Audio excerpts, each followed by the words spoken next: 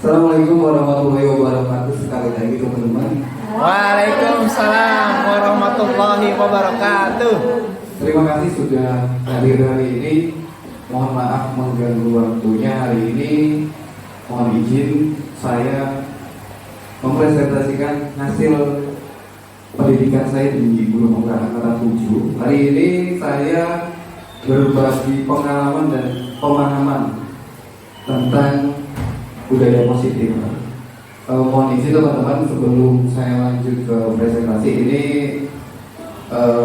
implementasi di lapangan di kelas saya khususnya tentang budaya positif, yaitu pembentukan keyakinan kelas. Silakan disimak dulu.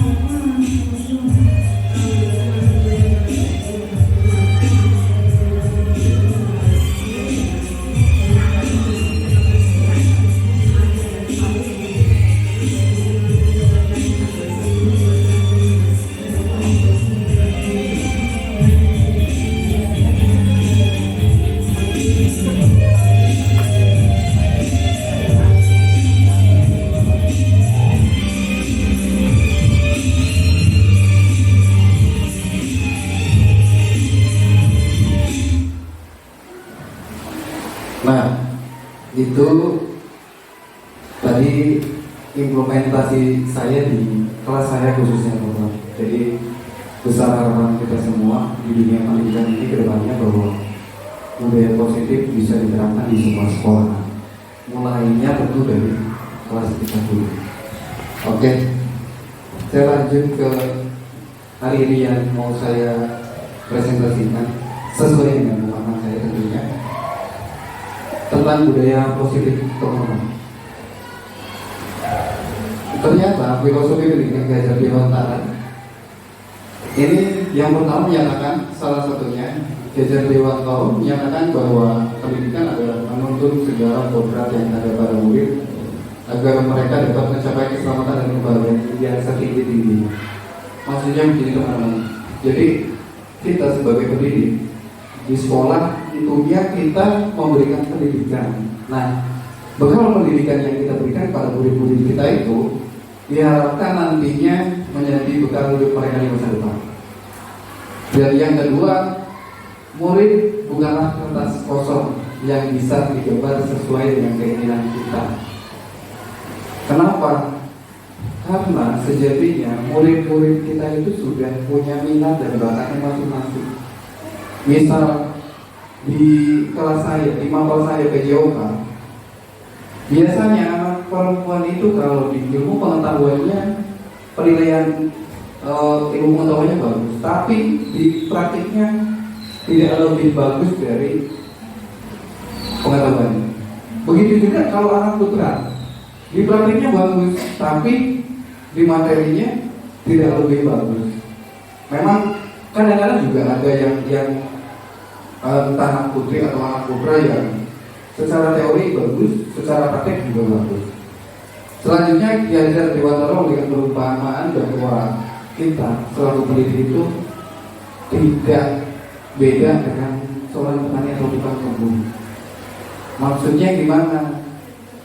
Kita sebagai pendidik seperti yang pertama tadi bahwa anak itu sudah punya minatnya masing-masing, bakatnya masing-masing, tugas kita dari karakternya masing-masing. Nah, tugas kita itu sebagai seorang pendidik, kita menyamarkan sikap-sikap kurang baik mereka dan memunculkan sikap-sikap baiknya. Begitu juga di ilmu pengetahuan, di pengetahuan mereka. Seperti itu teman-teman. Jadi bisa, kalau petani nanam padi ya tetap jadi padi. Cuman petani itu dengan segala cara dia memupuk biar tidak ada hama, agar padinya itu nanti ketika dipanen sesuai yang mereka inginkan. Jadi tidak jauh beda seperti kita sebagai pendidik seperti itu. Jadi kita inginkan murid-murid sesuai mendorong minat bakat mereka supaya minat dan bakatnya semakin muncul atau semakin lebih baik. Dan yang terakhir, Ki Dewantara mengingatkan pendidik bahwa pendidikan itu sejatinya menuntun murid sesuai dengan kodrat alam dan kodrat zamannya. Seperti kita kemarin P5 berhubungan dengan kodrat alam, karena di lingkungan kita ada istiadat kita, ciri khasnya salah satunya telur asin. Nah, jadi kita mendorong anak juga untuk mempraktikkan bagaimana kita membuat telur asin. Atau misal gini, misal di seni budaya kita itu lingkungannya pegunungan, kan tidak mungkin kita menyuruh anak menggambar pantai. Mendingan kita arahkan anak aja keluar. Kita ini loh, lihat pemandangan apa yang kalian lihat di luar, pemandangan apa yang kalian lihat di luar. Itu biarkan anak menggambar yang mereka tahu dan mereka lihat. Kodrat zaman yang berhubungan dengan kodrat zaman, seperti misal Bu Rina ya Bu, sudah menggunakan krisis ya, untuk salah anak-anak. Mungkin teman-teman yang lain juga saya yakin sudah mengimplementasikan itu. Misal lewat Google Form, mungkin yang paling sederhana seperti pas kita dulu, dan itu sebagai pembuka saja teman-teman. Kita lanjut ke ini yang akan saya coba paparkan ke teman-teman. Yang pertama itu disiplin positif dan nilai kebajikan universal. Selanjutnya teori motivasi, hukuman, penghargaan dan restitusi. Selanjutnya keyakinan kelas. Terus kebutuhan dasar manusia dan dunia berkualitas. 5 posisi kontrol, dan segitiga restitusi. Sebelumnya saya minta tolong teman-teman coba berpasang pasangan, boleh dengan teman sebelahnya. Satu orang mengepalkan tangan. Dulu gak paham. Coba satu orang mengepalkan tangan. Nah, bebas. Kanan kirinya bebas. Kalau boleh tangan kanannya sekali. Nah, satu orang mengepal. Yang mengepalkan tangan, anggap saja di kepala tangan bapak ibu itu sesuatu yang sangat berharga buat hidup bapak dan ibu. Sesuatu yang sangat berharga itu tuh tidak mungkin dikasihkan atau diberikan pada orang lain. Nah, tugas teman yang satunya lagi itu membujuk dengan segala cara biar teman yang mengepal itu mau memberikan apa yang berharga buat bapak ibu itu dibuka. Silakan. 30 detik aja.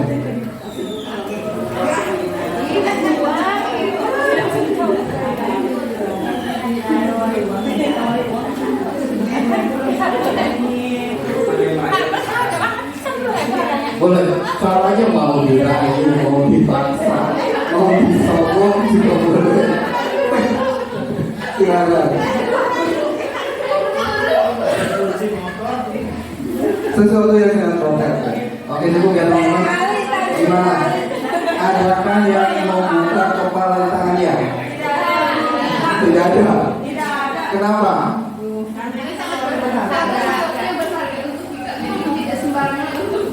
Oke, silakan. Ayo Bu Ira. Kenapa? Silakan Bu Ira. Kalau Bu Ira memilih membuka atau kita mempertahankan yang dirasakan? Iya. Kalau boleh tahu kenapa Bu? Sesuatu yang berharga untuk diri kita yang tidak mudah diberikan kepada orang lain. Ada lagi yang semuanya berarti menutup ya? Mungkin alasannya hampir sama. Karena sesuatu yang sangat berharga tidak mungkin kita kasih ke orang lain. Atau mungkin semisal pun ada yang membuka, saya yakin yang membuka itu ada punya alasannya sendiri.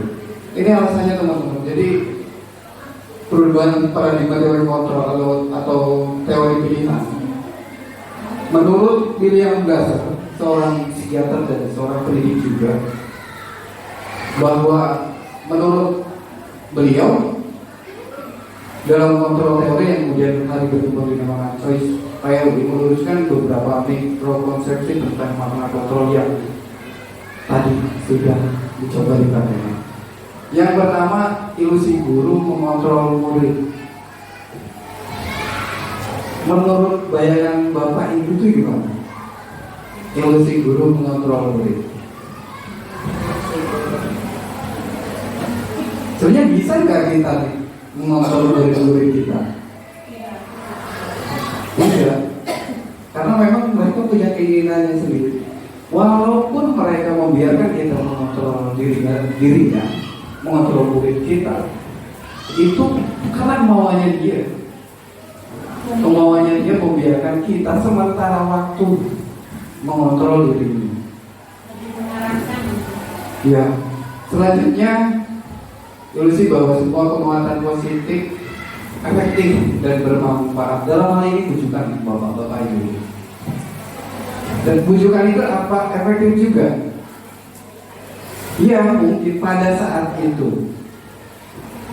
Misal tolong dong, saya minta ini, nanti saya berikan ini. Atau misal tolong ini ya, tolong itu ya. Bisa saja mereka, oh iya pak, tapi lama-kelamaan mereka juga bisa menolak. Nah, ketika mereka menyadari, oh ini orang kontrol saya terus, suatu saat bisa berubah. Selanjutnya bahwa ilusi bahwa kritik dan membuat orang merasa bersalah dapat menguatkan karakter dia enggak? Apa iya? Tidak. Kenapa? Karena ketika kita misal membuat murid kita merasa bersalah, yang muncul dalam pikirannya satu, dia merasa gagal. Oh, berarti saya bukan orang yang ini ya. Ternyata saya diingatkan ini sama guru saya. Dan itu tidak baik untuk psikologis murid kita.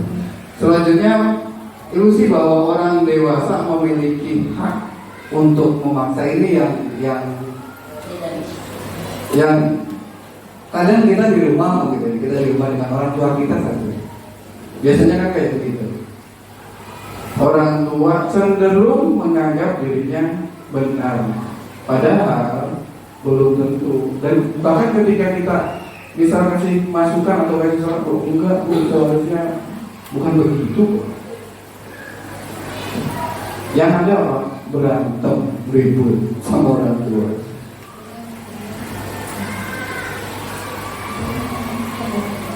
Bagaimana seseorang bisa berubah dari paradigma stimulus respon kepada pendekatan teori kontrol? Stephen R. Covey mengatakan bahwa bila kita ingin membuat kemajuan perlahan, sedikit-sedikit, ya ubah perilaku kita, sikap kita. Tapi kalau kita ingin memperbaiki cara-cara utama kita, maka kita perlu mengubah kerangka acuan kita, pola pikir kita.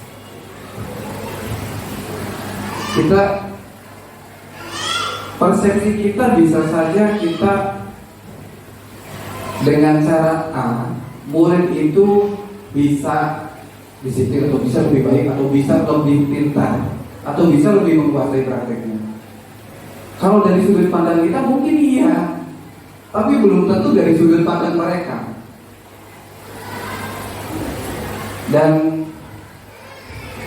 kalau balik lagi ke teori kontrol yang tadi, beberapa yang 4 poin itu, kalau kita belum tahu itu, kita tetap bisa salah persepsi. Padahal sebenarnya anak pengennya biar olahraganya semangat, mereka pemanasannya tidak melulu statis dinamis saja. Mereka padahal bisanya mereka lebih aktif ketika pemanasan dengan model permainan misalkan. Ini siapa sesungguhnya yang memiliki kontrol? Kalau di stimulus respon kita mencoba mengubah orang agar berpandangan sama dengan kita. Kalau di teori kontrol itu kita berusaha memahami pandangan orang lain tentang dunia. Selanjutnya, perilaku buruk dilihat sebagai suatu kesalahan. Kalau di teori kontrol, semua perilaku memiliki tujuan, pasti ya. Selanjutnya, orang bisa mengontrol saya, tapi kalau di teori kontrol hanya bapak ibu yang bisa mengontrol diri bapak ibu sendiri. Seperti tadi, dengan bujukan, dengan rayuan disogok, bahkan gue-nya bu, kira tetap saja karena ya saya mengontrol diri saya sendiri. Ibu-ibu, bapak-bapak mengontrol diri masing-masing. Selanjutnya, pemaksaan ada pada saat bujukan gagal. Kalau di teori kontrol, kolaborasi dan konsensus menciptakan pilihan-pilihan baru. Ya kita kan bisa kontrol juga. Sebenarnya pengen apa sih, maunya diapain biar misalnya yang tadi itu yang sangat berharga itu dibuka. Yang terakhir, kalau di stimulus respon itu berpikirnya menangkal. Kalau di teori kontrol berpikirnya menang-menang, win-win solution. Selanjutnya, disiplin positif. Nah, ini yang kemarin juga pas saya baru masuk modul 1.4 itu agak rada kaget juga, bingung juga. Oh, ternyata persepsi saya selama ini tentang kata disiplin itu beda. Coba menurut bapak-bapak, ibu-ibu, kata disiplin itu apa sih artinya? Taat aturan, terus tepat waktu. Ada lagi? Ya, Asumsi saya juga sebelumnya begitu. Ternyata menurut Bapak Pendidikan kita Kiai Hajar Dewantara menyatakan bahwa di mana ada kemerdekaan, di situ harus ada disiplin yang kuat. Sungguh pun disiplin itu bersifat self disiplin, yaitu kita sendiri yang mewajibkan kita dengan sekeras-kerasnya. Namun kalau kita tidak cakap melakukan self disiplin, tentunya harus ada orang lain yang mengontrol kita.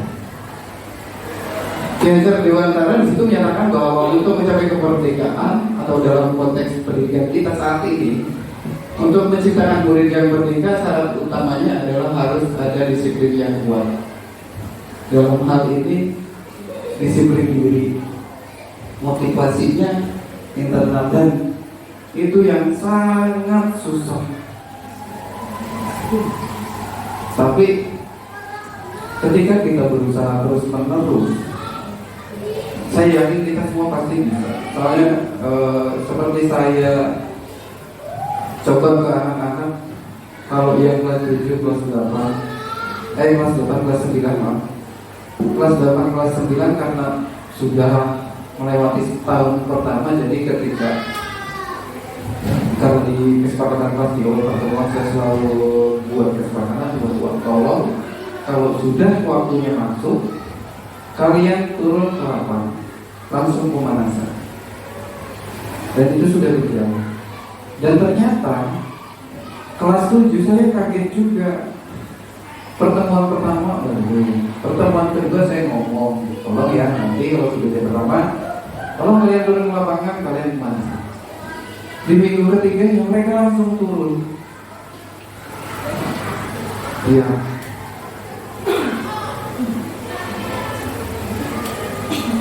Pemikiran Kiai Hajar Dewantara tadi sejalan dengan patennya Kiai Dosa dalam bukunya Restrukturing School Discipline.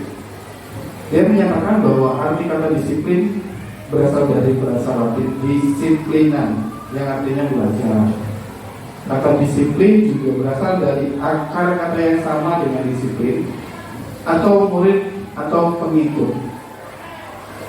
Untuk menjadi seorang murid atau pengikut, seorang harus paham betul alasan mengapa mereka mengikuti suatu aliran atau ajaran tertentu, sehingga motivasi yang terbangun adalah motivasi intrinsik.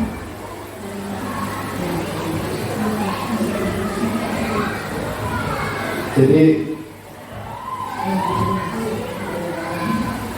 karena kalau kita sering mengingatkan anak, saya itu bisa.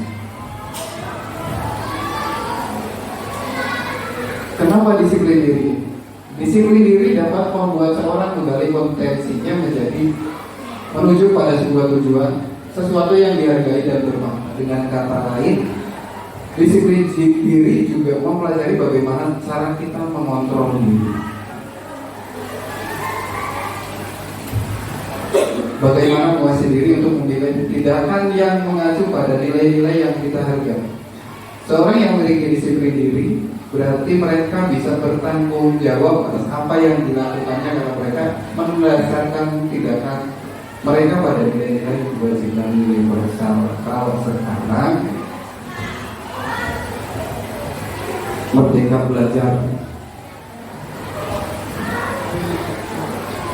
nilai-nilai kebajikan adalah sifat positif manusia yang merupakan tujuan mulia yang ingin dicapai setiap individu.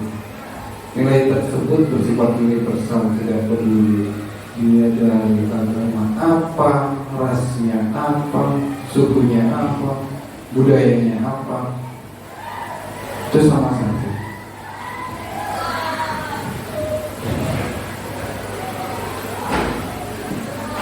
Nilai-nilai kebajikan yang ingin dicapai oleh setiap anak Indonesia tersebut kita kenal dengan profil pelajar Pancasila. Kebetulan juga sekarang sudah mulai kurikulum Merdeka Belajar, jadi setiap P5 itu kan kita juga berdasarkan ini.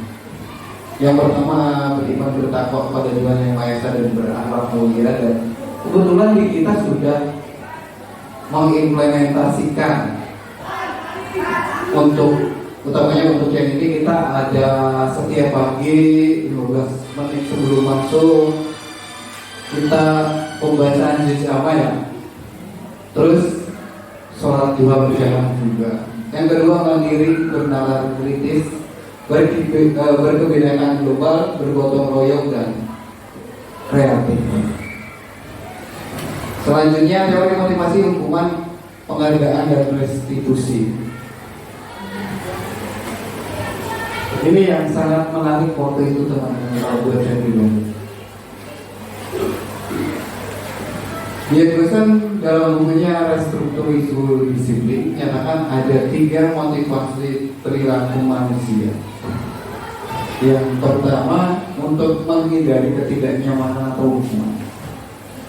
Yang kedua untuk mendapatkan imbalan dari orang lain atau institusi, atau untuk menghargai diri sendiri. Yang 2 poin pertama itu motivasinya eksternal. Misal gini, kita berangkat ke sekolah pagi-pagi, itu kenapa?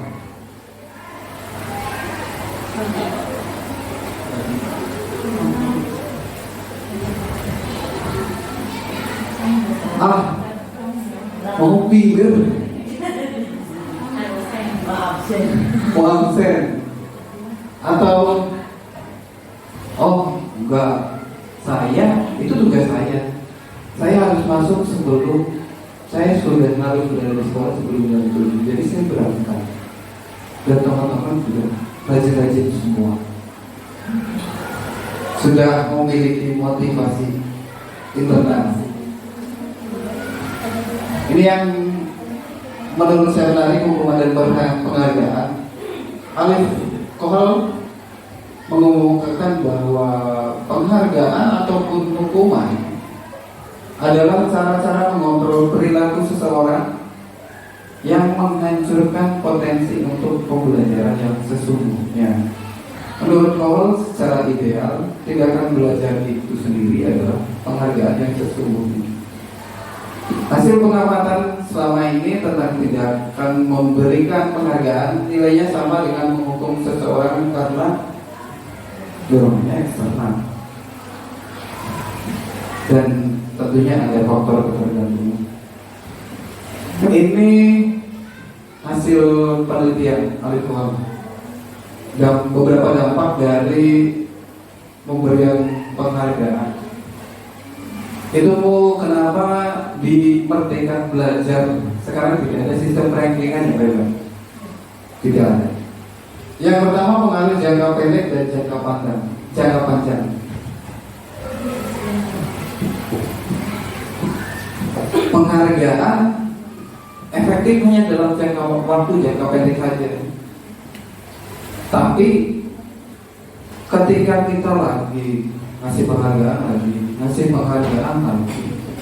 si anak lama-lama asumsinya bisa, saya kalau A saya dapat penghargaan, tapi saya kalau B saya tidak dapat penghargaan. Itu kenapa tidak baik untuk memberikan penghargaan. Itu kenapa penghargaan sama dengan hukum. Yang selanjutnya penghargaan tidak efektif, yaitu tadi karena bisa jadi malah nantinya kalau ini tidak ada penghargaan lagi, udahlah saya nggak usah begini. Selanjutnya penghargaan merusak hubungan. Ini kalau di kita dulu pas mau pengumuman kan ada yang di prank Pak Yoga misalnya, atau Pak Bukas waktu itu nilainya cuma kurang 1. Atau saya sendiri waktu itu diambil 3, di data saya diberikan 4, kok kayaknya nggak enak banget. Selanjutnya penghargaan mematikan kreativitas. Kenapa? Misal anak suruh menggambar, nanti yang gambarnya paling bagus kita kasih hadiah. Bisa saja konsentrasi mereka itu terpecah. Oh saya Padahal kalau misal tidak kita bumbui di awal, ini nanti yang gambarnya paling bagus dapat hadiah.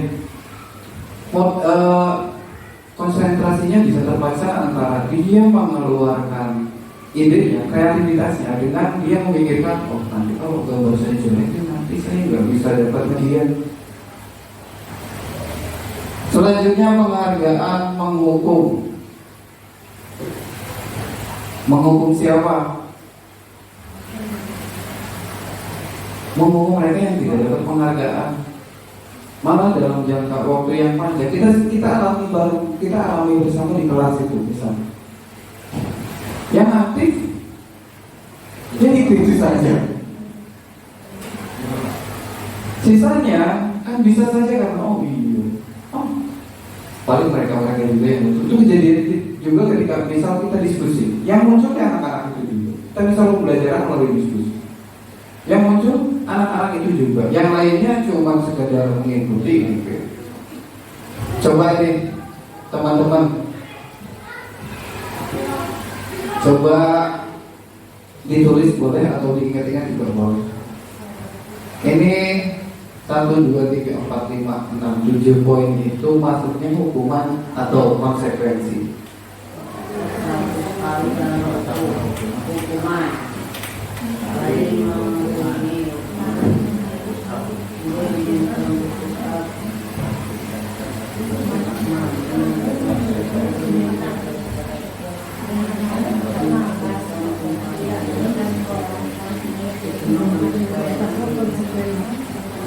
Sudah?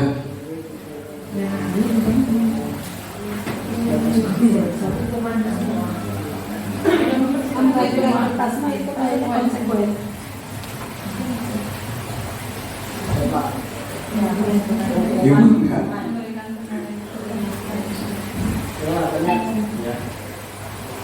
Sudah benar semua?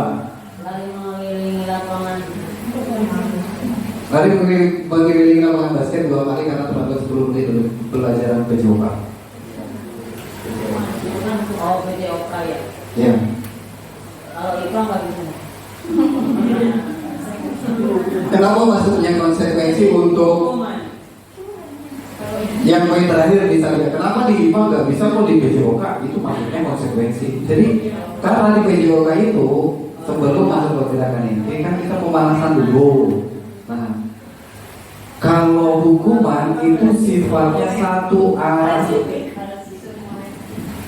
dan bisa berupa paksa. Jadi anak tidak bisa nolak. Kalau misal lari mengelilingi lapangan basket, pelajaran gimana telat 10 menit nih, si A misalnya suruh lari, oh kamu ini video malasan dulu ya. Nah gitu. Kenapa kalau di pelajaran TJK itu maksudnya konsekuensi? Karena sebelum ke inti kita ada pemanasan dulu. Nah ini restitusi. Restitusi adalah proses menciptakan kondisi bagi murid untuk memperbaiki kesalahan mereka,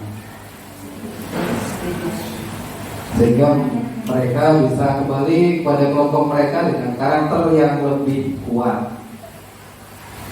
Kalau kita biasanya gimana? Anak pulang sudah jadi pertama masuk 15 menit, sudah 10 menit.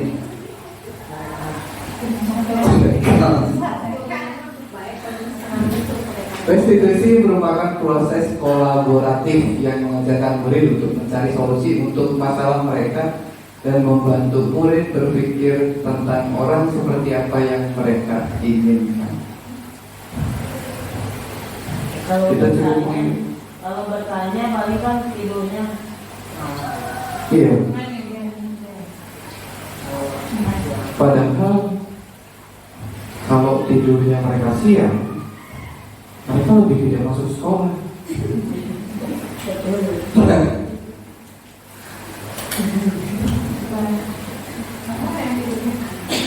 Ciri-cirinya bagaimana untuk restitusi? Restitusi bukan untuk menebus kesalahan, namun untuk belajar dari kesalahan. Selanjutnya memperbaiki hubungan. Koreksi. Tawaran. Restitusi itu sifatnya tawaran, bukan paksaan. Beda dengan hukuman. Restitusi menuntut untuk melihat ke dalam diri. Itu kenapa tadi disiplinnya disiplin diri. Restitusi mencari kebutuhan dasar yang mendasari tindakan. Restitusi diri adalah cara yang paling baik. Restitusi fokus pada karakter, bukan tindakan. Restitusi fokus pada solusi. Kalau kita sudah restitusi memberikan murid yang berbuat salah pada kelompoknya. Itu yang paling yang menjadi tugas sangat amat bahkan mungkin berat buat kita. Dengan kondisi yang sekarang, pergaulan anak yang sekarang,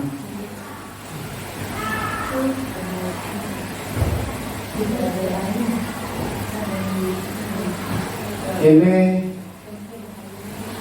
perbedaan antara hukuman, konsekuensi, dan restitusi. Kalau di hukuman itu sesuatu yang menyakitkan dan harus terjadi. Kalau konsekuensi sesuatu yang harus terjadi. Itu bisa lihat tadi gunakan.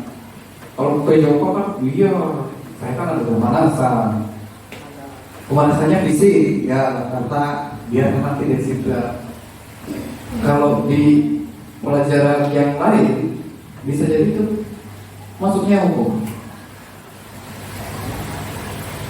Kalau restitusi merupakan pilihan. Kalau bisa ya digunakan.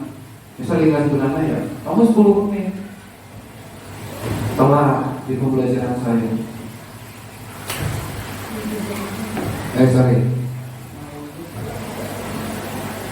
Hukuman tidak nyaman untuk murid atau anak untuk jangka waktu yang panjang. Tidak nyaman untuk murid untuk jangka waktu yang pendek kalau konsekuensi, dan kalau di restitusi menguatkan untuk murid dalam jangka waktu yang panjang. Kenapa hukuman tidak nyaman untuk murid dalam jangka waktu yang panjang?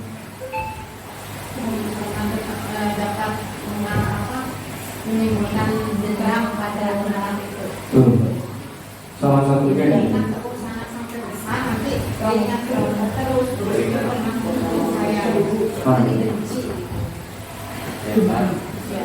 Kadang-kadang kalau ketika mereka sudah keluar dari SMP, ketemu di jalan aja, nanya kita aja nggak mau urut-urut nanti.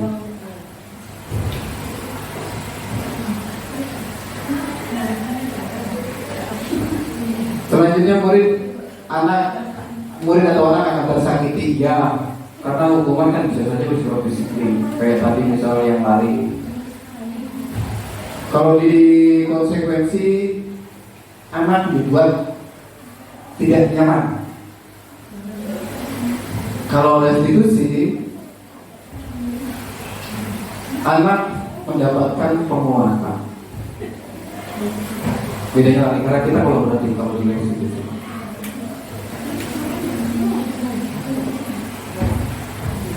Nah, ini yang tadi di awal diputarkan videonya, keyakinan kelas. Itu salah satu untuk membentuk disiplin positif. Itu baru di kelas. Nanti kita mudah-mudahan bisa terapkan di sekolah kita juga. Keyakinan kelas adalah salah satu disiplin positif berdasarkan nilai-nilai kebajikan universal yang tadi, sesuai dengan profil pelajar Pancasila, yang disepakati bersama secara tersirat dan tersurat. Lepas dari latar belakang suku, negara, bahasa maupun agama, yang bisa kita terapkan dalam membangun budaya positif di sekolah. Nanti bisa teman-teman yang ditulis kalau wali kelas barangkali mau kolaborasi, kita bikin keyakinan kelas di kelas yang dulu, biar ini jadi keyakinan sekolah.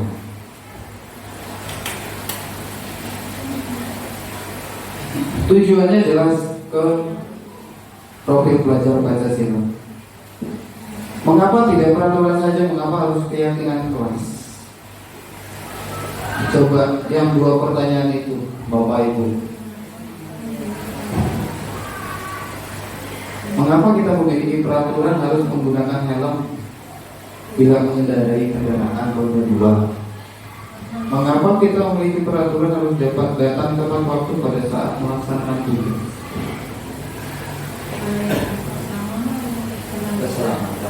Keselamatan.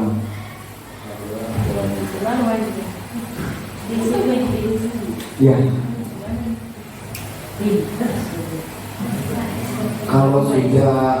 Kalau jawabannya sudah, ya itu untuk keselamatan kita.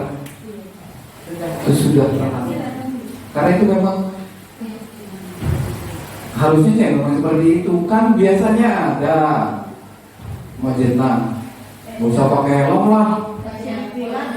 Saya juga, orang terdekat saya juga biasanya gitu. Kalau saya mau siapin motor sudah siap, ambil helm, nggak usah pakai helm ya. Kan nggak ada polisi biasanya gitu.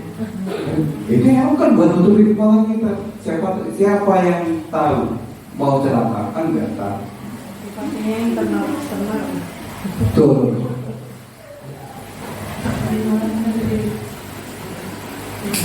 Ini di video tadi sudah diputarkan di awal, dan ini sudah saya lewati proses pembentukan keyakinan kelas. Kalau di saya tadi, mudah-mudahan kita kedepannya bisa bikin juga untuk keyakinan sekolah. Yang pertama, seluruh anggota kelas menyampaikan pendapatnya tentang keyakinan yang perlu disepakati. Nah, kalau sekarang yang ada di kita kan masih bersifat sekolah. Anak belum tahu. Bahkan ketika saya tanya hal-hal tertentu saja yang ada di aturan sekolah, anak malah tidak tahu. Yang kedua, mencatat semua masukan anggota kelas di papan tulis agar bisa terlihat. Selanjutnya, menyusun keyakinan kelas, mencermati kembali keyakinan kelas yang telah tersusun. Kalau saya waktu itu, jadi setiap poin dikumpulkan. Nanti barangkali ada memang poin-poin yang sama, bisa di ringkas atau disatukan. Selanjutnya, seluruh anggota kelas menyetujui dan menandatangani keyakinan kelas yang telah disusun dan telah ditinjau ulang. Dan yang terakhir, keyakinan kelas ditempel di dinding kelas agar mudah terlihat oleh seluruh anggota atau warga kelas.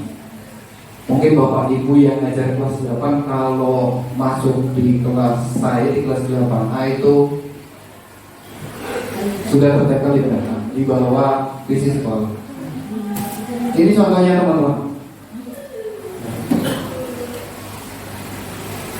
Di kategori hormat, kami meyakini bahwa sangat penting untuk menghormati semua orang dan barang milik orang lain.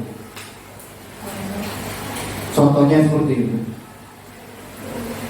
Dalam hal bekerja, kami meyakini bahwa sangat penting untuk mengerjakan segala pekerjaan atau mengikuti kegiatan yang telah ditugaskan. Dan yang terakhir, diterima dan dimiliki, kami meyakini bahwa sangat penting untuk merasa diterima pada suatu kelompok dan saling peduli satu dengan yang lain. Ini yang anak-anak itu biasanya, padahal mungkin maksudnya bercanda, tapi yang diterima dan dimiliki ini sekarang bisa jadi paling sering diabaikan. Misalnya, biasanya kan manggil temannya nama orang tuanya, atau bahkan yang lebih miris lagi sudah ke physically. Beberapa minggu kebelakang ada anak kelas 9 perempuan diantar temennya turun, laporan, Pak, saya habis kena bullying. Dan yang buat saya miris, bullyingnya itu ke fisik. Akhirnya anak tersebut saya yakinkan bahwa setiap orang, terlepas memiliki kelebihan dan kekurangannya masing-masing. Misal pun dia kena bully, padahal saya cuma meyakinkan dia belum tentu yang ngebully kamu itu lebih baik dari kamu, bahkan secara fisik.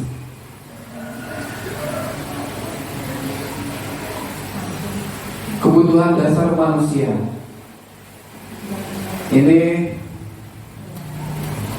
yang kalau kita pikir pagi-pagi, biasanya anak-anak tuh kalau saya lewat biasanya pada kumpul dulu di sana, atau mungkin di kantin. Kebutuhan dasar manusia semua yang kita lakukan atau murid bahkan itu usaha terbaiknya ya untuk mendapatkan apa yang mereka inginkan atau yang kita inginkan.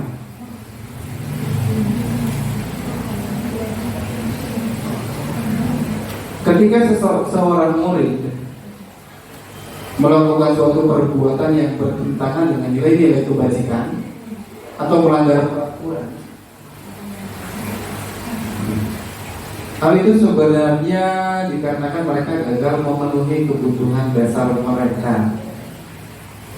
Secara umum ada 5 kebutuhan dasar manusia. Yang pertama, kebutuhan bertahan hidup, kasih sayang dan rasa diterima, penguasaan, kebebasan dan kesenangan. Kebutuhan bertahan hidup yang pertama, ini sifatnya fisiologis, hubungannya dengan kesehatan, rumah, atau makanan. Misalnya nih, ada murid kita pas jam kosong atau pas pelajaran kita, izinnya Pak mau ke belakang ke WC dulu. Ternyata nih anak kok lama nggak naiknya, nggak masuk lagi, nggak balik lagi ke kelas. Pas kita cek, ternyata dia ada di kantin lagi mana. Nah kalau ketika kita tanya dia jawabannya, Pak saya tadi belum sarapan, kebetulan saya juga nggak bawa bekal, jadi saya ke kantin untuk sarapan dulu. Itu kebutuhan dasar yang ingin dipenuhi murid kita, itu kebutuhan dasar untuk bertahan hidup. Yang selanjutnya kebutuhan kasih sayang dan rasa diterima. Kebutuhan ini bersifat psikologis, koneksi sosial. Kebutuhan ini untuk memberi dan menerima kasih sayang. Contohnya misal ada murid kita jahil nih temannya. Pas kita tanya alasan dia merasa senang aja mendapat perhatian dari orang lain. Atau misal tidak jarang pas kita lagi pembelajaran, bahkan saya yang di luar kelas, ada anak yang diam terus. Pas kita tanya, Pak, saya nggak punya teman, biasanya dijauhin teman-teman. Nah itu kebutuhan yang ingin dipenuhi murid kita itu ini, kebutuhan kasih sayang dan rasa diterima. Selanjutnya penguasaan, kebutuhan pengakuan atau kemampuan. Kebutuhan ini berhubungan dengan kekuatan untuk mencapai sesuatu, menjadi kompeten, menjadi terampil, diakui atas prestasi dan keterampilan, didengarkan dan memiliki rasa dihargai. Ini kalau yang sering kita, bahkan ketika kita tiket, ini anak masuk, rambutnya panjang, pakaiannya belum rapi. Nah, ketika kita tanya anak itu misal beralasan, Pak, biar teman-teman saya menghargai saya, biar teman-teman saya respect sama saya, takut sama saya. Nah, itu kebutuhan dasar yang sebenarnya sedang dipenuhi ya, ini kebutuhan penguasaan. Selanjutnya kebutuhan kebebasan. Kebutuhan untuk kebebasan adalah kebutuhan akan kemandirian, otonomi, memiliki pilihan dan mampu mengendalikan arah hidup seseorang. Ini kalau misal kita pas ngajar nih, ada anak yang tidak memperhatikan kita, terus pas kita tanya, kamu kenapa nggak memperhatikan pas pembelajaran? Kamu sudah bisa? Atau kamu kayak gimana? Kalau dia menjawab, saya bosan di kelas terus, pengen dong sekali-kali belajar di luar. Nah, kebutuhan dasar yang ingin dipenuhi itu ini kebutuhan tentang kebebasan. Selanjutnya kebutuhan akan kesenangan. Kebutuhan akan kesenangan adalah kebutuhan untuk mencari kesenangan, bermain dan tertawa. Ini anak-anak kan dunianya memang dunia bermain. Jadi kalau misal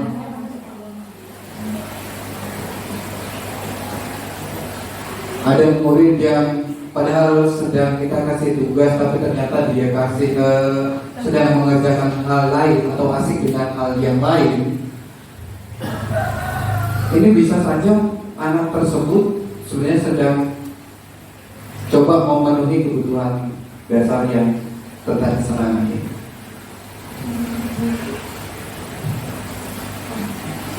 Dunia berkualitas. Dunia berkualitas adalah tempat khusus dalam pikiran, tempat menyimpan gambaran representasi dari semua yang diinginkan. Bisa berisi orang, hal-hal apa saja yang terbaik dalam hidup dan membuat merasa bahagia dan terpenuhi kebutuhan dasar yang tadi, 5 kebutuhan dasar. Gambaran dunia berkualitas setiap orang itu berbeda-beda. Bahkan murid kita.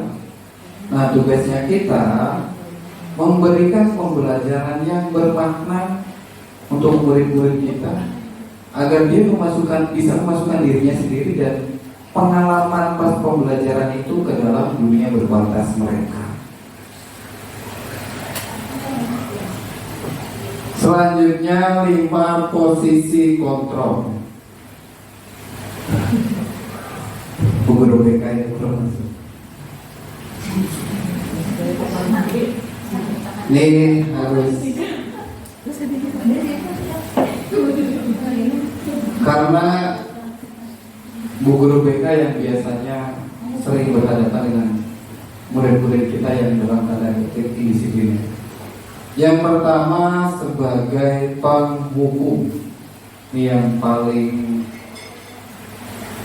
boleh dibilang paling jelek posisi penghukum. Seorang penghukum itu biasanya menggunakan hukuman disiplin ya dia, verbal juga. Biasanya si penghukum ini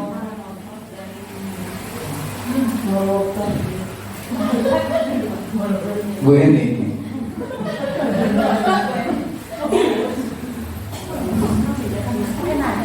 yang biasanya gerak tubuhnya terus intonasinya ya cenderung keras atau kasar. Contohnya ya itu, misal patuhi aturan saya atau awas nanti kalau kamu begini, awas nanti kalau kamu begitu. Ya, besar sini kita penting untuk belajar ini. Iya.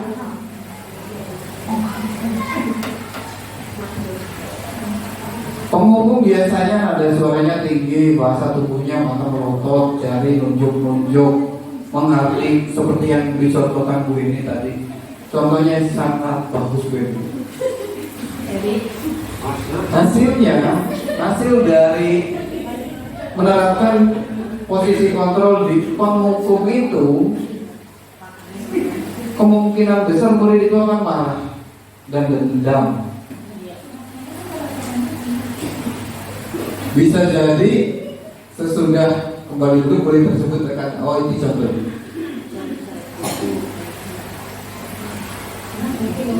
Selanjutnya membuat merasa bersalah. Ini yang mungkin sekarang itu banyak yang mempraktekkan biasanya di sini membuat rasa bersalah.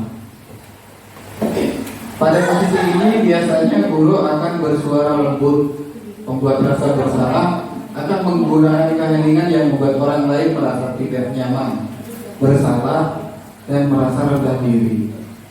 Kata-kata yang dikeluarkan akan lembut, misalnya, ibu sangat kecewa sekali dengan kamu. Gimana coba kalau orang tua kamu tahu kamu berbuat begini? Ini biasanya sering-sering dipraktekkan tuh yang di posisi ini. Nah, cuman kalau di posisi pembuat merasa bersalah ini, efeknya itu murid akan merasa bersalah, menjadi orang yang gagal dan tidak sanggup membahagiakan orang lain, dan motivasinya juga eksternal. Selanjutnya di posisi teman, ini juga sama nih, sering-sering dipakai, sering-sering diimplementasikan, masih sering. Ini sama, masih motivasinya masih eksternal. Kenapa? Karena misal gini, kita menempatkan diri sebagai posisi teman mereka, tapi mereka ketika melakukan kebaikan itu hanya karena kita gak enak sama kita, bukan karena kesadarannya sendiri. Di posisi teman biasanya bernada suara ramah, akrab, bercanda, dan bahasa tubuhnya merapat pada murid, mata, dan senyum jenaka. Tapi ya itu, motivasinya ketika kita di posisi teman, murid motivasinya masih motivasi eksternal. Di posisi pemantau, ini yang biasanya nanti seolah-olah kita tidak memberikan hukuman, tapi memberikannya konsekuensi.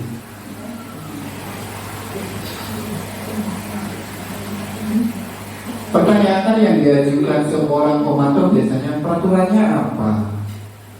Apa yang telah kamu lakukan? Konsekuensinya apa? Nah, hasilnya murid memahami konsekuensi yang harus dijalankan karena telah melanggar salah satu peraturan sekolah. Jadi bukan sesuatu yang dia yakini, tapi karena peraturan sekolah. Murid dibuat tidak nyaman, dan kita sebagai guru harus tetap memantau murid pada saat menjalankan konsekuensi, karena murid tidak bisa ditinggal sendiri. Dan yang terakhir dan yang harus kita praktikkan ke depannya, kita sama-sama praktikkan, itu di posisi manajer. Posisi manajer itu posisi di mana guru berbuat sesuatu bersama dengan murid, mempersilahkan murid mempertanggungjawabkan perilakunya, dan mendukung murid agar dapat menemukan solusi atas permasalahannya sendiri. Di sini penekanan bukan pada kemampuan membuat konsekuensi, namun berkolaborasi dengan murid bagaimana memperbaiki kesalahan yang ada. Manajer itu akan berkata apa yang kita yakini. Jika kamu meyakini hal tersebut, apa kamu bersedia memperbaikinya? Nah, jika kamu memperbaiki ini, hal ini menunjukkan apa tentang diri kamu. Jadi kita hanya mendorong, memancing untuk menemukan solusinya sendiri. Ini dan kenapa paling hard dan harus dijalankan ketika kita berhadapan dengan murid yang kurang disiplin, karena murid akan bisa mengevaluasi diri dan mengetahui solusi apa yang telah diperbuat. Jelas motivasinya internal. Coba lagi nih. Ibu ini biar gak ngantuk.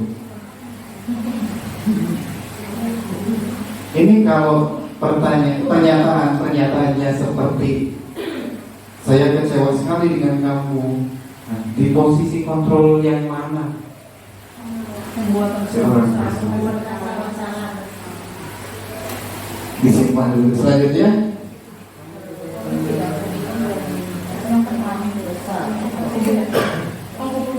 kamu tidak pernah benar melakukannya. Ayolah, lakukan demi Bapak atau demi Ibu. Apa kamu mau mendapat stiker bintang hari ini?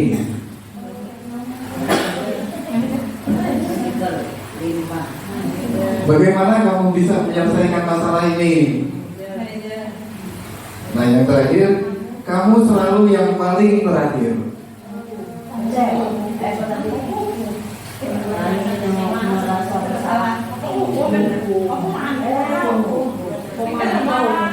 Selalu. Yang pertama itu dibuat orang merasa bersalah. Yang kedua, kamu tidak pernah benar melakukannya. Ayolah, lakukan demi Bapak Ibu. Apa kamu mau mendapatkan stiker posisi pemantau? Bagaimana kamu bisa menyelesaikan masalah ini yang kita nanti implementasikan dengan di posisi manajer? Yang terakhir, kamu selalu yang paling terakhir, kamu selalu yang paling terakhir di posisi penghukum. Ini ketika kita menghadapi murid-murid yang melanggar keyakinan, misalnya dengan segitiga restitusi. Proses untuk menciptakan kondisi bagi murid untuk memperbaiki kesalahan mereka sehingga mereka bisa kembali pada kelompok mereka dengan karakter yang lebih kuat. Yang pertama, menstabilkan identitas. Kita bisa ngomong ke murid kita, bicara murid kita, berbuat salah itu manusiawi, atau tidak ada manusia yang sempurna. Atau saya juga pernah melakukan kesalahan seperti itu. Kita bisa menyelesaikan ini. Setelah menstabilkan identitas, kita memvalidasi tindakan mereka yang salah. Kamu pasti punya alasan mengapa kamu melakukan hal itu. Misalnya seperti itu. Khusus nanti ini mungkin paling sering ini yang memperhatikan ini. Atau kamu patut bangga pada dirimu sendiri karena kamu telah melindungi sesuatu yang penting buat kamu. Atau kamu boleh mempertahankan sikap itu, tapi kamu harus menambahkan sikap yang baru. Dan yang terakhir, menanyakan keyakinan. Apa yang kita percaya sebagai kelas atau sekolah nanti, kalau kita sudah bareng-bareng mengimplementasikan ini, atau di rumah sebagai keluarga. Apa nilai-nilai umum yang kita telah sepakati? Yang dibentuk tadi di keyakinan kelas atau keyakinan sekolah. Apa bayangan kita tentang kelas atau tentang sekolah atau tentang keluarga yang ideal? Kamu mau jadi orang yang seperti apa? Di segitiga restitusi ini kita cuma memancing dan mendorong anak untuk menemukan solusi atas masalahnya sendiri. Terakhir teman-teman, dengan memahami disiplin positif, nilai-nilai kebajikan universal, teori motivasi, kebutuhan dasar manusia dan dunia berkualitas, semoga kita senantiasa dapat menghindarkan hukuman dan konsekuensi pada murid kita. Oleh karena itu, ayo, mulai dari kelas saya sudah dibentuk keyakinan kelas. Kedepannya kita harus menghadapi murid kita yang kurang disiplin dengan menempatkan kita di posisi manajer, di posisi yang paling baik untuk berkolaborasi dengan murid kita ketika mereka memiliki kesalahan. Dengan menjalankan segitiga restitusi secara runtut dan menyeluruh, mulai dari menstabilkan identitas, validasi tindakan yang salah dan menanyakan keyakinan, untuk menghasilkan murid yang memiliki kesadaran diri, mandiri, dan bertanggung jawab, menciptakan budaya positif di lingkungan sekolah kita di SMP 3 yang tercinta ini, mulai dari diri kita sendiri, mulai dari sekarang. Terima kasih teman-teman, mohon maaf mengganggu waktunya. Assalamualaikum warahmatullahi wabarakatuh. Waalaikumsalam.